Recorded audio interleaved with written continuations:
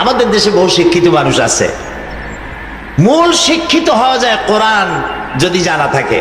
আমি ডক্টর শহীদুল্লাহর নাম আনলাম, আপনারা ডক্টর শহীদুল্লাহর নাম শুনেছেন? আল্লাহ তাকে জান্নাত নসিব করুন, বলেন আমিন। উনি ডক্টর হয়ে ডক্টরের ডিগ্রি নিয়ে যখন দেশে ফিরেছেন, তো ওই তখন পুরানা বাড়ি তো ছিল পুরান ঢাকার লোকেরা আসে জ্বরের জন্য এসে বলছে, স্যার আমার তো জ্বর হয়েছে, আমার ওষুধ দেন। কারো সর্দি, কারো জ্বর, কারো নিউমোনিয়া, কারো টাইফয়েড। উনি এত বুঝাইতে চেষ্টা করলেন যে আমি ভাষার ডক্টর, আমি রোগের ডাক্তার না।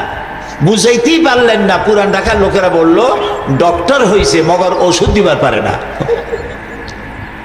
সেই ডক্টর শহীদুল্লাহ মরহুম, তিনি বলতেন, তোমরা নামের আগে যত ডক্টর লাগাও তোমরা পণ্ডিত, কিন্তু কোরআনের জ্ঞান যদি না থাকে তোমরা মূর্খ পণ্ডিত।